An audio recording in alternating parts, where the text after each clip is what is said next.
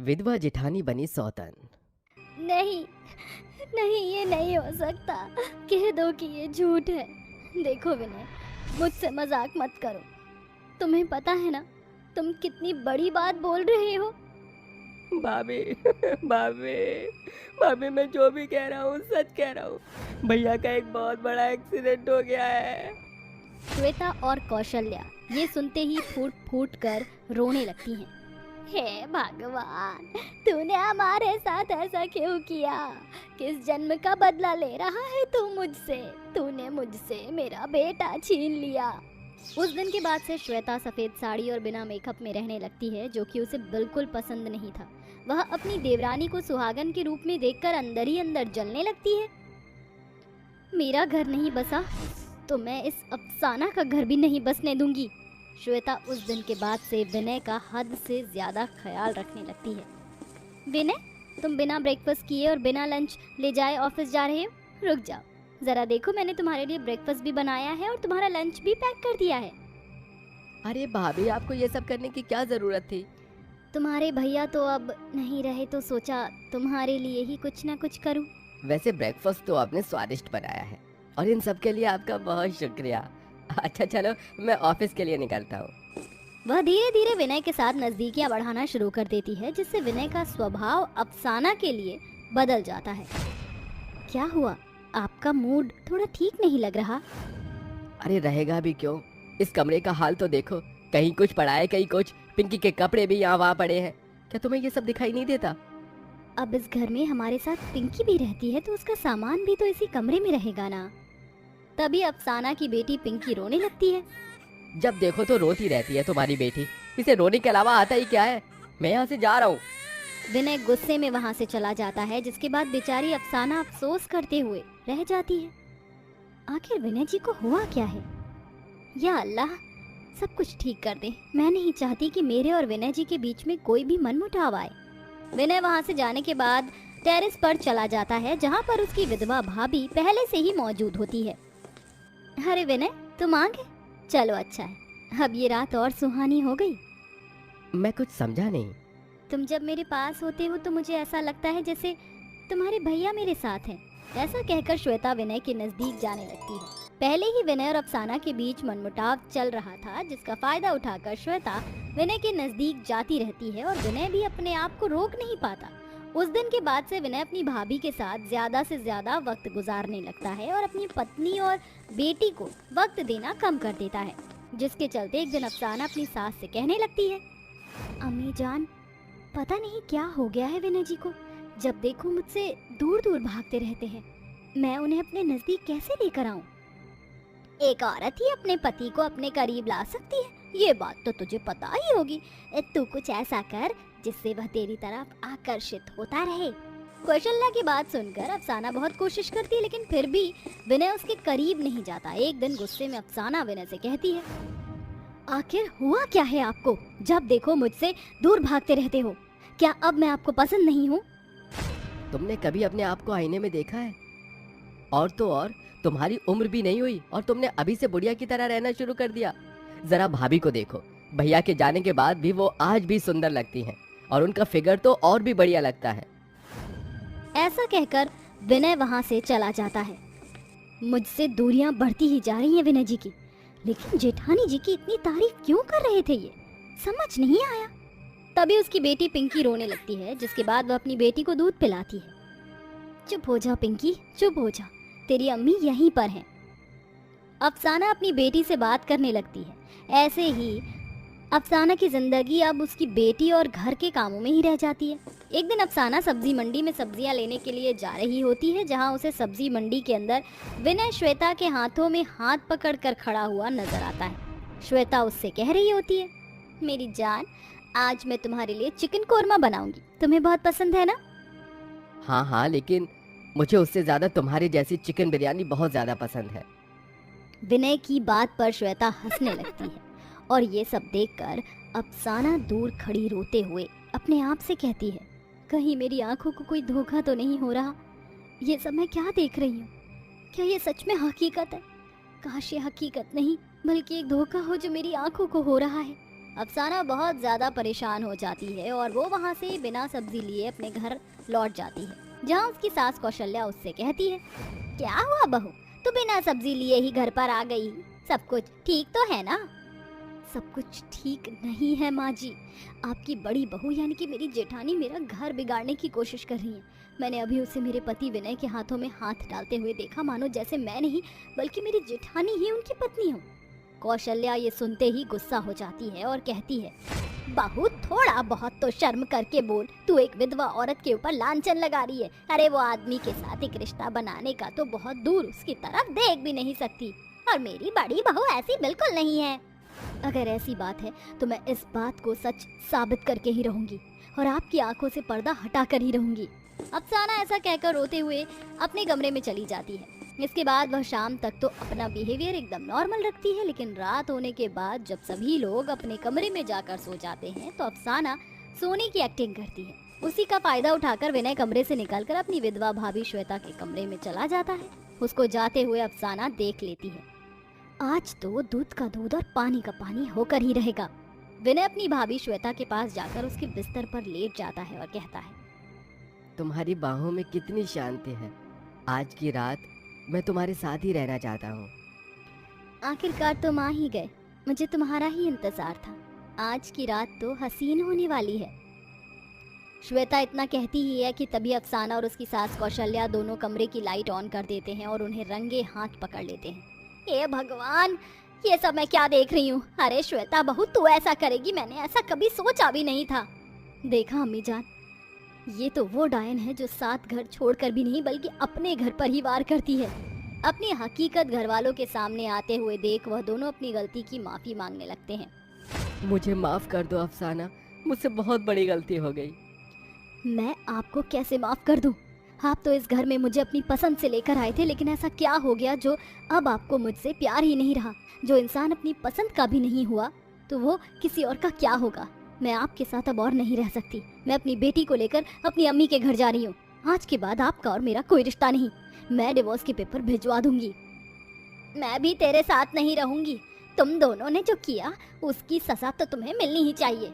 विनय अपनी माँ के पैर पकड़ लेता है। नहीं माँ, ऐसा मत करो, मुझे एक आखिरी मौका तो दे दो। तभी श्वेता बोल पड़ती है, सब मेरी ही गलती है। मैंने ही विनय को अपनी तरफ खींचा और उसके नजदीक आ गई। इसमें विनय की कोई गलती नहीं है। मैं नहीं चाहती कि ये परिवार बिखरे, इसलिए मैं इस घर को छोड़कर जा रही हूँ। अफसाना, तुम्हें कहीं भी जाने की कोई जरूरत नहीं है। श्वेता उस दिन के बाद से विधवा औरतों के आश्रम चली जाती है और अफसाना अपने परिवार के साथ खुशी खुशी रहने लगती है। जया अपने 5 बेटों और बहुओं के साथ रहती थी। जया की 2 बहू काली और बाकी की 3 गोरी थी। उसके पति का एक आम का बाग था। अरे मेरे बच्चों, कभी कभी अपने पापा के बाग को भी देख आया करो। पता है, पेड़ पौधों में भी जान होती है।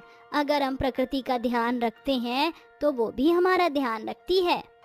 अरे माँ, ये सब बेकार की बातें हैं। वो बाग तो बस हमने अपने बाबा के साथ बना लिया था, लेकिन अब हमें सब के लिए टाइम नहीं है। इतना कहकर जया के 5 बेटे अपने ऑफिस चले गए। तभी जया की बहू मनीषा हाथ में चाय लिए आई। माँ, ये लो।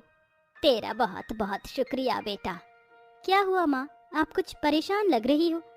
अब मैं क्या ही कहूँ, तेरे बाबा की आखिरी निशानी हमारा आम का बाग ही है। तेरे ससुर जी उसे अपनी जान से भी ज्यादा प्यार करते थे। हमेशा उसका ख्याल रखना, टाइम से पौधों को पानी देना, बिल्कुल इसी तरह जैसे कि कोई किसी छोटे बच्चे का रखेगा।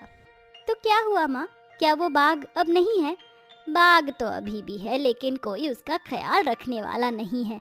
चल, अब बहुत हुई ये बातें, तू अपना काम कर ले। जी। सभी बहुएं घर में अपने अपने कामों में लग गईं। सभी कुछ अच्छा चल रहा था। जया के घर में धन संपत्ति की कोई कमी नहीं थी, लेकिन एक दिन अचानक उसके बेटों की फैक्ट्री में आग लग गई। अरे जल्दी जल्दी जल्दी से एम्प्लॉइज इस इमरजेंसी डोर से बाहर आ जाओ। और अरे जल्दी करो जल्दी करो। कंपनी से सभी लोग सुरक्षित बाहर तो आ गए थे, लेकिन इस आग की वजह से जया के 5 बेटों को एक ही झटके में करोड़ों का नुकसान हो गया। उनका सारा कच्चा और तैयार माल आग में जलकर राख हो चुका था। कंपनियों का कर्जा उतारने के लिए उन्हें अपनी गाड़ी, बंगला सब कुछ बेचना पड़ा। माँ, ये क्या हो गया? हमें तो उम्मीद भी नहीं थी कि एक ही झटके में ये सब भी हो जाएगा। अब हम क्या करें, कहाँ जाएं? बेटा परेशान मत हो, भगवान पर भरोसा रख। मुसीबतें भी उन्हीं लोगों पर आती हैं जिनकी भगवान परीक्षा लेना चाहते हैं। सही कहा माँ ने, आप ज्यादा परेशान मत होइए। शायद आप सभी सही कह रहे हो। पांचों बेटों और बहुओं ने एक शांत सी जगह देखकर एक भूसे की छोटी सी कुटिया बना ली और वहीं उसी में रहना शुरू कर दिया। रहने का तो इंतजाम हो गया है, लेकिन खाने पीने का इंतजाम कैसे होगा?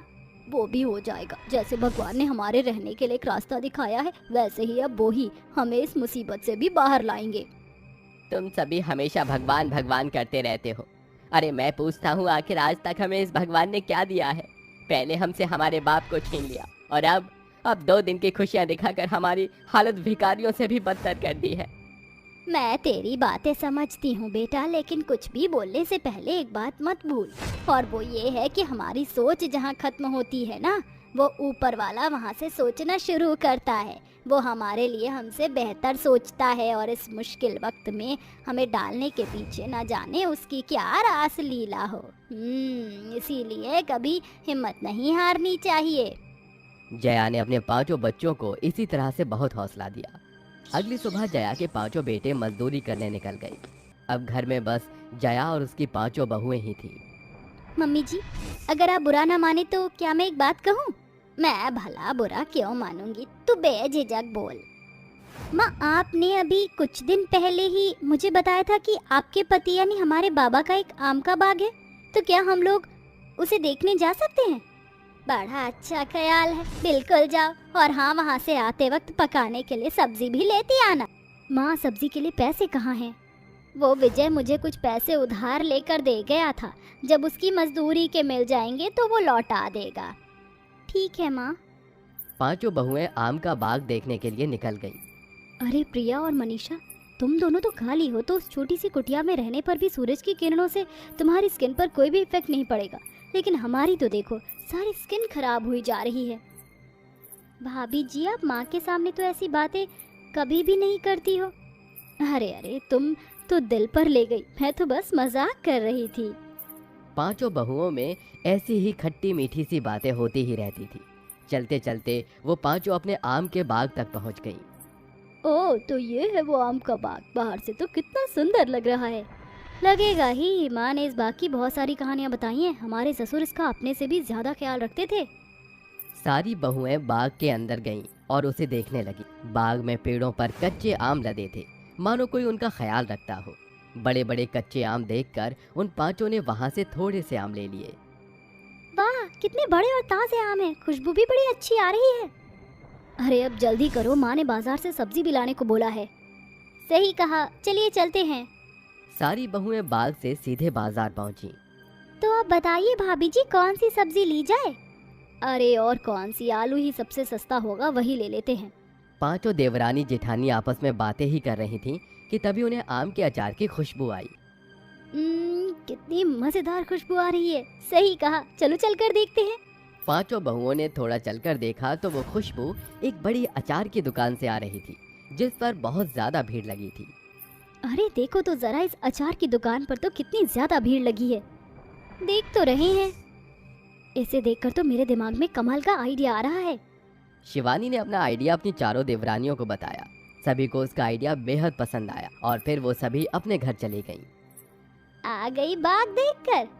जी माँ, बाग बहुत अच्छा है और अब से हम लोग उसका ध्यान रखेंगे। अरे ये अचानक ही तुम्हें क्या हुआ? चलो वैसे अच्छा है। और हाँ बेटा, मैंने सब्जी लाने को बोला था, ले आई? जी माँ।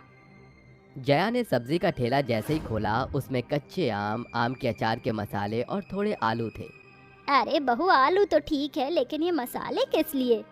माँ, आज से हम लोग भी अपने बगीचे के आमों का अचार बनाकर बेचा करेंगे। अपनी बहुओं की बात सुनकर जया को भी अच्छा लगा। उसने उन्हें बाजार में अचार बेचने की इजाजत दे दी। सारी बहुओं ने घर के काम निपटाए और फिर मिलकर ताजे ताजे आमों का अचार बना दिया। वाह, आखिरकार हमारा अचार बन ही गया। अगर लग मिलकर काम करो तो काम कितनी जल्दी हो जाता है ना। अपना काम खत्म करके 5 बहुएं बाजार में अचार बेचने पहुंच गईं। उनके अचार का स्वाद लाजवाब था। जो भी उनके अचार को एक बार खा लेता, वही उसका दीवाना हो जाता था। वाह, हमारा अचार तो पूरा एक ही दिन में खत्म हो गया और देखो हमने कुछ पैसे भी बचाए। ये ज्यादा तो नहीं है लेकिन फिर भी शुरुआत में इतना काफी है। इसी तरह दिन पे दिन बीतते गए। पांचों बहुओं का अचार अब पंच अचार के नाम से पूरे बाजार और आसपास के शहरों में मशहूर हो चुका था। उन्होंने अपने छोटे से अचार के ठिये को अब एक बड़ी दुकान में बदल लिया था। लोग दूर दूर से उनका अचार चखने आया करते थे। मुझे मेरी बहुओं पर गर्व है। होना भी चाहिए माँ, ऐसी होनहार बहुएं सभी को नहीं मिलती। अब उनके दिन पूरी तरह बदल चुके थे। जो कुछ उन्होंने खोया था वो सभी कुछ जया की बहुओं की मेहनत की वजह से लौट आया। अब सभी बाग का भी अच्छी तरह से ख्याल रखने लगे, जिसे देख जया भी बहुत खुश थी और सब कुछ फिर से ठीक हो गया। रेशमा सोफे पर बैठकर आम की गुठलियां चूसते हुए कहती है, क्या बात है, इस मौसम में आम का मजा लूटने का तो अलग ही मजा है। इतने स्वादिष्ट पीले पीले रसीले आम खाकर तो मजा ही आ गया। रेशमा आम खाकर आम की गुठली या घर के चारों तरफ फैला देती है, जिसे देखकर वहाँ पर आरती आती है और उससे कहती है, अरे ये क्या रेशमा, तुमने चारों तरफ घर के अंदर ये जूठी गुठलियों फैला दी है। तुम्हें ऐसा नहीं करना चाहिए था, मैंने अभी अभी सफाई की है यहाँ पर। ओहो आरती, तुम्हें तो बार बार याद दिलाना पड़ता है, ये घर तुम्हारा नहीं है। अब ये घर तुम्हारी सौतन यानी कि मेरा है और जो मैं चाहूंगी वही होगा। जाओ अब तुम इस जगह की अच्छे से सफाई कर लो। ऐसा कहकर रेशमा अपने कमरे में चली जाती है। तभी वहाँ आरती की बेटी पूजा आती है और कहती है, माँ फ्रिज में आम रखे थे, अब एक भी नहीं है। मुझे बहुत जोरों से भूख भी लगी है और मेरा आम खाने का बहुत मन कर रहा है। बेटी अब आम खाने के लिए तो है नहीं, क्योंकि सारे आम रेशमा खा गई है। माँ मुझे आम खाने को कब मिलेंगे माँ? आरती अपनी बेटी पूजा को कोई जवाब नहीं दे पाती, जिसके बाद वो घर की साफ सफाई करती है। शाम को तुषार अपनी नई पत्नी के लिए आम लेकर आता है। अरे ओ मेरी प्यारी डार्लिंग, देखो मैं तुम्हारे लिए कितने पीले पीले और रसीले आम लेकर आया हूँ। इन्हें खाकर तो तुम्हें मजा ही आ जाएगा। आम देखकर पूजा अपने पिता से कहती है, पिताजी पिताजी मुझे भी आम खाने हैं। पिताजी मुझे भी आम दो ना पिताजी। तुषार पूजा के मुंह से आम मांगते हुए देख गुस्से में आ जाता है और उसे एक जोरदार तमाचा मारता है। ये आम तुम्हारे लिए नहीं लाए हैं, ये आम मैं अपनी पत्नी के लिए लेकर आया हूँ। पूजा रोते हुए रसोई में अपनी माँ के पास आती है और उसके चेहरे पर लाल तमाचा छपा हुआ देख आरती को समझने में देरी नहीं लगती। बता पूजा, किसने मारा है तुझे ये तमाचा? माँ पिताजी ने मुझे ये तमाचा मारा है। मैंने बस उनसे एक आम ही तो मांगा था, इसमें मैंने कौन सा बड़ा पाप कर दिया था। मुझे तो समझ ही नहीं आता तुषार जी को आखिर हो क्या गया है। माँ मुझे इस घर में नहीं रहना, क्यों ना हम इस घर को छोड़कर चले जाएं और कहीं दूर जाकर शांति से रहें। तुम बिल्कुल सही कहती हो, इस घर में अपनी सौतन के अत्याचार सहने से अच्छा है कि मैं यहाँ से कहीं दूर चली जाऊँ। रात को जब तुषार अपनी पत्नी रेशमा के साथ सो जाता है, उसके सोने के बाद आरती चुपके से पूजा को लेकर घर छोड़कर चली जाती है और चलते चलते वो जंगलों में पहुँच जाती है। माँ मैं बहुत थक गई हूँ, चलते चलते मेरे पैर दर्द कर रहे हैं, क्यों ना अब हम यहीं रुक जाएं। ठीक है बेटी, हम आज की रात इस जंगल में यहीं पर इस पेड़ के नीचे बिताएंगे। आरती अपनी गोदी में पूजा को लिटा लेती है, जिसके बाद वह दोनों माँ बेटी उस पेड़ के नीचे सो जाती हैं। आधी रात के समय अचानक से जोर जोर से हवाएं चलती हैं और वो पेड़ अचानक से एक जादुई पेड़ में बदल जाता है, जिसकी आँख नाक सब निकल आते हैं। कौन हो तुम दोनों और मेरे पेड़ के नीचे यहाँ क्यों सो रहे हो? बताओ कहाँ से आए हो तुम? जादुई पेड़ की आवाज से आरती और पूजा दोनों ही उठ जाती है। पहले तो वो डर जाती है, लेकिन उसके बाद आरती जादुई पेड़ को अपनी कहानी बताती है। उसके बाद मैं बेटी के साथ उस घर को छोड़कर आ गई। अब मेरे पास रहने का भी कोई ठिकाना नहीं है। जो हुआ वो तुम्हारे साथ अच्छा नहीं हुआ, मैं तुम्हारी मदद कर सकता हूँ। जादुई पेड़ के इतना कहते ही उसके ऊपर खूब सारे आम आ जाते हैं, जिनके मुंह आँख नाक बने होते हैं। तुम मेरे इस वृक्ष पर से एक आम तोड़ लो और ये आम तुम्हारी सभी परेशानियों को दूर कर देगा।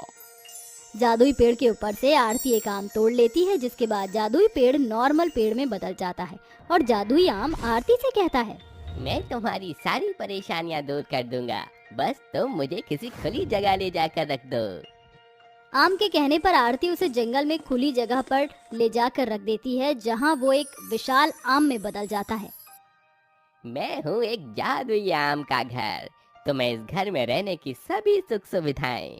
चलो अब अंदर आकर इस जादुई आम के घर का फायदा उठाओ। आरती और पूजा दोनों थोड़ी सी डरी हुई होती हैं। माँ, क्या हमें अंदर जाना चाहिए? अंदर जाने के बाद ही पता चलेगा कि अंदर क्या है। चलो हिम्मत रखो, सब कुछ अच्छा ही होगा, भगवान के ऊपर छोड़ दो। दोनों माँ बेटी आम के घर के अंदर जाती हैं, जहाँ पर रहने की सब सुविधाएं होती हैं, जिसे देखकर पूजा और आरती दोनों ही बहुत ज्यादा खुश हो जाती हैं। जिसके बाद वो आम के घर से बाहर आती हैं और जादुई आम के विशाल घर से कहती हैं, मुझे तो विश्वास ही नहीं होता कि मेरे पास अभी जादुई विशाल आम का घर है और जिसमें रहने की सब सुविधाएं हैं। जादुई आम के विशाल घर, तुम्हारा बहुत बहुत शुक्रिया। तुम्हें मेरा शुक्रिया अदा करने की कोई जरूरत नहीं है। आज से मैं सिर्फ और सिर्फ तुम्हारा घर हूँ। अंदर जाओ और अब जाकर आराम करो। पूजा और आरती फिर से जादुई आम के विशाल घर के अंदर आ जाती हैं, जहां उन दोनों के अलग अलग कमरे होते हैं। उनके लिए डाइनिंग टेबल पर खूब सारा स्वादिष्ट खाना भी रखा होता है और एक कमरे में जादुई सोने के आम भी रखे होते हैं। माँ देखो ना, ये कपड़े कितने प्यारे लग रहे हैं, मैंने पहन लेती हूँ, मेरी ये वाली फ्रॉक तो फट चुकी है। हाँ मेरी प्यारी बेटी, जो तेरा दिल करे वो पहन ले, उसके बाद हम दोनों पेट भरकर आज खाना खाएंगे। पूजा और आरती दोनों ही अपनी फटे पुराने कपड़े उतारकर जादुई आम के घर के अंदर रखे हुए कपड़ों को पहन लेती हैं और डाइनिंग टेबल पर बैठकर आराम से खाना खाती हैं। उसके बाद वो दोनों आराम से सो जाती हैं। अगले दिन जब सवेरा होता है तो वो दोनों उठकर जादुई विशाल घर के बाहर आती हैं। जादुई आम के विशाल घर, आपने मेरी मदद तो की, बहुत अच्छी बात है, लेकिन मैं कुछ करना चाहती हूँ जिससे मैं कुछ पैसे कमा सकूं। हाँ हाँ, क्यों नहीं, इसमें परेशान होने की कोई बात नहीं है। मैं तुम्हारी इसमें भी मदद कर सकता हूँ। जादुई आम के मुंह से खूब सारे आम ही आम निकलने लगते हैं। रसीले रसीले आमों को देखकर पूजा का मन मचल जाता है और वो उनमें से एक आम उठाकर खा लेती है। जिसके बाद वो अपनी माँ से कहती है, अरे माँ, ये तो बहुत ही स्वादिष्ट आम है, बहुत ही रसीला है, ऐसे आम खाने के लिए तो मैं तो तरस गई थी। तुम चाहो तो इन सभी आमों को बाजार में बेच सकती हो, जिससे तुम पैसा भी कमा सकती हो। आज से मैं आम बेचने का काम करूंगी और अपनी मेहनत से कुछ पैसे भी कमाऊंगी। आरती ऐसा कहकर उन सभी आमों को बेचने के लिए बाजार में ले जाती है, जहां उसे उन आमों की अच्छी खासी कीमत मिल जाती है। खुद की मेहनत करके पैसे जो कमाने में मजा है, वो मजा किसी भी चीज में नहीं है। अब मैं अपनी बेटी को स्कूल में डालूंगी और उसे पढ़ाऊंगी भी। आरती अपने कमाए हुए पैसों से अपनी बेटी का स्कूल में दाखिला करवा देती है। जिसके बाद पूजा भी पढ़ने लगती है। देखते ही देखते उनकी सभी परेशानियां दूर हो जाती हैं और वो आम का बहुत बड़ा बिजनेस शुरू कर देती है और आम का जूस बेचने लगती है। एक दिन उसकी आम की शॉप पर तुषार आम का जूस लेने आता है। क्या मुझे आम का जूस मिल सकता है? ऐसे ही तुषार आरती को वहाँ खड़े हुए देखता है तो वो हैरान रह जाता है। अरे आरती, इतनी बड़ी जूस की शॉप की मालकिन क्या तुम हो? अरे मुझे तो विश्वास ही नहीं होता। हाँ, इस जूस की शॉप की मालकिन मैं ही हूँ और एक यही नहीं, ऐसी मैंने कई सारी मैंगो जूस की शॉप खोली है। एक आम के लिए तुमने मेरी बेटी को थप्पड़ मारा था, देखा? आज तुम्हारे उस थप्पड़ की वजह से मैं कहाँ से कहाँ आ गई। अब मेरी बेटी जितने चाहे आम खा सकती है और कोई उसे रोकेगा नहीं। आरती का जवाब तुषार को एक तमाचे के बराबर लगता है। जिसके बाद वह बिना जूस लिए ही वहां से चला जाता है। उसे अपनी गलती का एहसास होता है। वहीं आरती अपने जीवन में आगे बढ़ती है और खुशी खुशी अपनी बेटी के साथ रहने लगती है।